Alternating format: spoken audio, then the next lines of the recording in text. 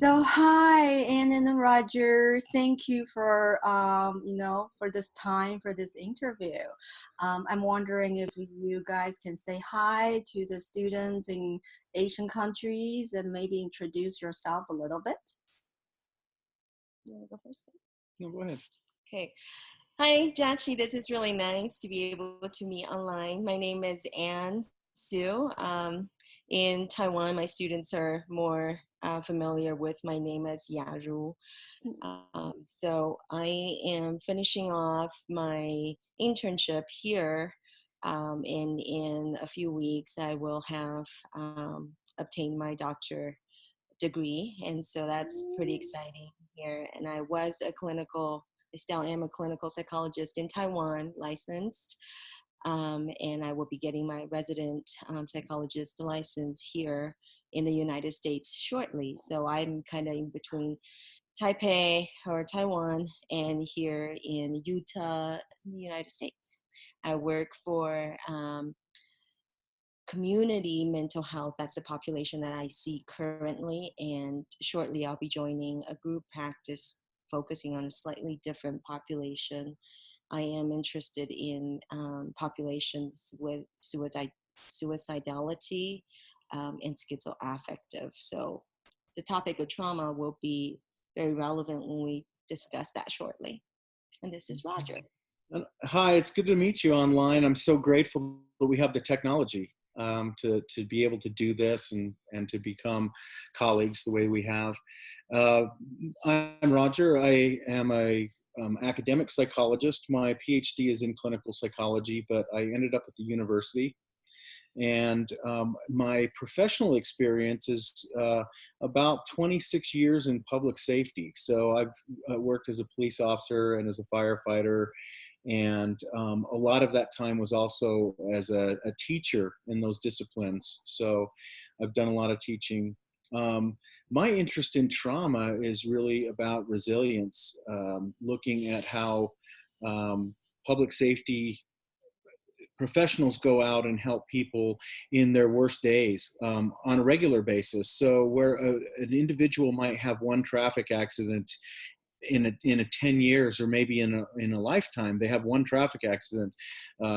Police officers and firefighters go to several traffic accidents and actually engage with the people and participate in their tragedy for these limited periods of time, but on a regular basis. And what we found in the research with emergency workers is that 88% of emergency workers actually express and experience a growth from going out and having to confront these traumatic events and then go out and do it again and go out and do it again. So it's very incremental over a long period of time.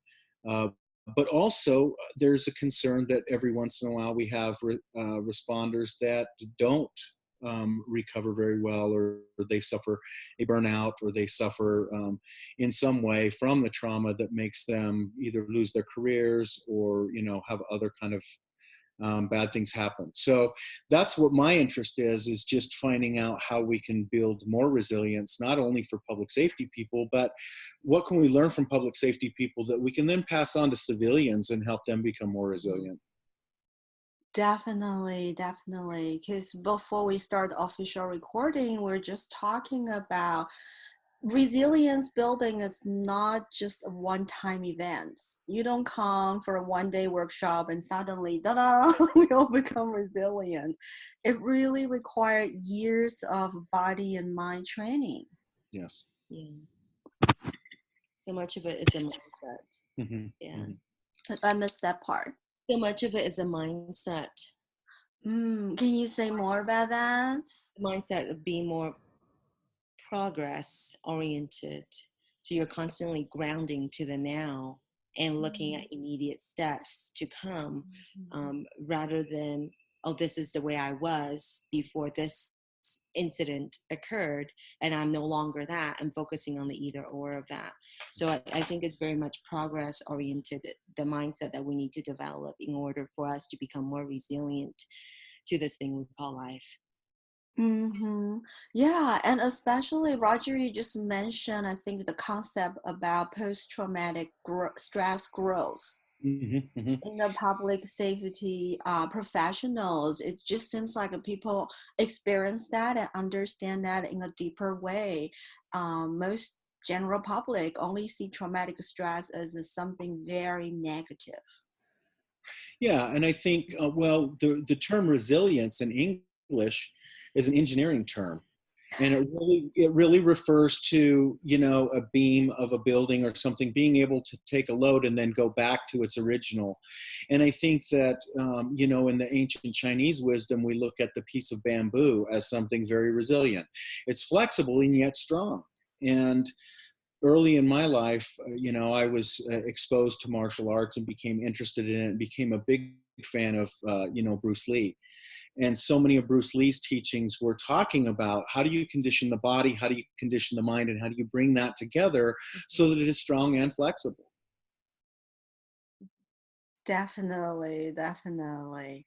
Like, you know, like we were just talking about, do you mind kind of share that part a little bit? Because I was just talking about like watching you, because I know you just went through a bike accident a couple of weeks ago, and also watching my husband, who, you know, he's really a very skilled kayaking, like whitewater kayaker. He used to be able to do class 5, but he say after 50, you just have to slow down. Because you start losing this super good reflex that you could have before 50. So now he probably do class 3 and 4, no longer class 5. And he ski and he bike. And so like in the past few years, I also watch my stepson flip the kayak in the whitewater. Probably class 3, and one of that is actually class 4, but they were in a raft. Yeah, so I just literally watched my husband and then my older stepson, they flip, and I was like totally, I think I was actually more traumatized than them, because I was like witnessing trauma and I can't do anything. Yeah, because I'm really a lousy swimmer. Like I'm the Asian cage chicken. So but watching them having all the ski accident, kayaking, rafting accident, and they bounce back. Well, one of the things that I learned by working with Dr. Mark Chang or Mark Yang in China was in listening to workshops and doing workshops there, was that pain and discomfort always teaches us something. And so when I even just hear your story about feeling helpless because I can't do anything, that helpless feeling is discomfort. But then the next question to that is, okay, so today, what am I going to do about that helplessness? So if what can I do? Yeah, what can I do? I know that, like for me, as a competitive power lifter, I mean, there was a time when I was lifting a lot more weight now than I can now.